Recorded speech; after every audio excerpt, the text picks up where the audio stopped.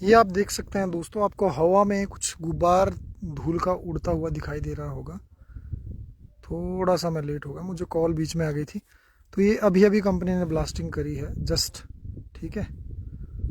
और अभी टाइम हो रहा है 1:49।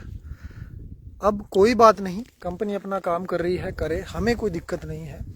मैं तो यहीं पर हूँ अब प्रोटेस्ट के लिए, कोई बात नहीं। मैंने तो धरना दे दिया है, जिसने आना है वो यहाँ आकर बात करे।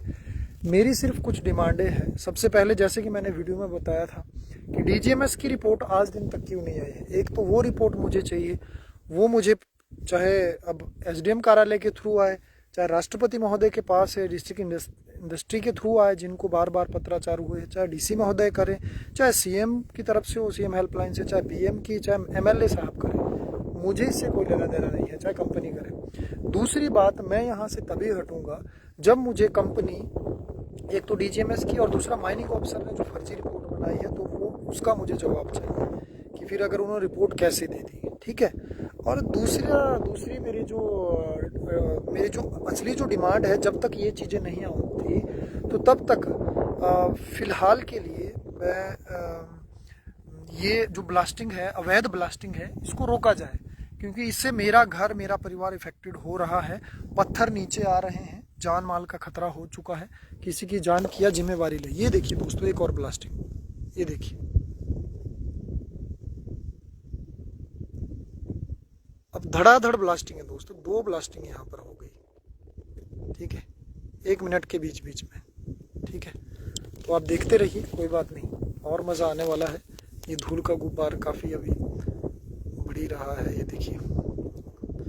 तो मुझे एक तो ये आ गया डीजीएमएस रिपोर्ट, माइनिंग ऑफिसर ने जो फर्जी रिपोर्ट दी है। तीसरा, जो डीजीएमएस की या गाइडलाइन है, उसके वो मुझे दी जाए, उसकी रिपोर्ट दी जाए कि क्या गाइडलाइन है, कितनी दूरी मेंशन है। हमें तो पता है कि इतना डिस्टेंस चाहिए होता है या इतनी दूरी है, लेकिन वो कागज हमें चाहिए। जो माइनिंग के जो इंस्पेक्टर है यहाँ पर, और जिनके पास चार्ज है माइनिंग का, जो देखते हैं, माइनिंग हेड है यहाँ कर, और उनसे वो मुझे दे मुझे उसकी हार्ड कॉपी दे दे।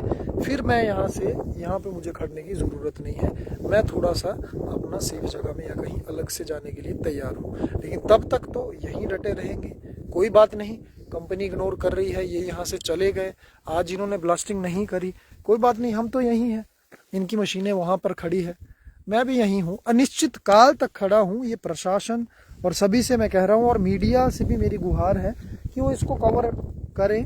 और क्योंकि ये जनहित का मामला है, ये जनमानस का मामला है, ये लोगों की ज़िंदगी का मामला है, पूरे इलाके का मामला है। ये ऊपर देखो, यहाँ पर मैंने आपको अभी दिखाया, दोबारा दिखाता हूँ, ये ब्लास्टिंग हो रही है, नीचे पूरा गाँव है। और इस तरफ जहाँ मैं खड़ा हूँ, यहाँ पे भी आप देख सकते हैं, ये दूसरी तरफ की पहाड़ी है। मेरे बिल्कुल ठीक नीचे सटे मेरा यहाँ पर घर है, इसलिए मैं अपने घर के ऊपर खड़ा हूँ। मैं जाने को मैं कहीं और भी जा सकता हूँ, उस तरफ भी जा सकता हूँ आगे, लेकिन मेरे घर के पास जो ब्लास्टिंग हो रही है यहाँ पर किसी भी एरिया में, क्योंकि मेरा घर इफेक्टेड हो रहा है, गिर सकता है। और वो मेरे पास रिपोर्ट्स है, जो भी अधिकारी मेरे पास आए वो कागज भी देखे मेरे पास। अगर मैं कोई बात तथ्यों पे नहीं कर रहा हूँ, सबूत के आधार पर नहीं कर रहा है, तो वो कहें। अगर मैं गाइडलाइन को फॉलो, उनका उल्लंघन कर रहा हूँ, कंपनी तो वायलेशन कर रही है। ये हर्षवर्धन चौहान जी ने, उद्योग मंत्री जी ने भी कहा है, और हर जगह आप, इनकी बहुत सारी कंप्लेंट्स हैं, उनका भी कहना है। लेकिन मैं वायलेशन कर रहा हूँ तो उसको भी प्रूव करना पड़ेगा। मैं वायलेशन नहीं कर रहा हूँ, ना मैं कोई दंगाई कर रहा हूँ, मैं अपने घर को बचा रहा हूँ, और अपने परिवार को, और अपने इलाके में जो दबी आवाज़ें हैं उनकी एक आवाज़ बनकर खड़ा हुआ हूँ। तो यहीं पर खड़ा रहूँगा, डटे रहूँगा। आप भी करते रहिए, ये वीडियो से मैं एक्सपोज करता रहूँगा।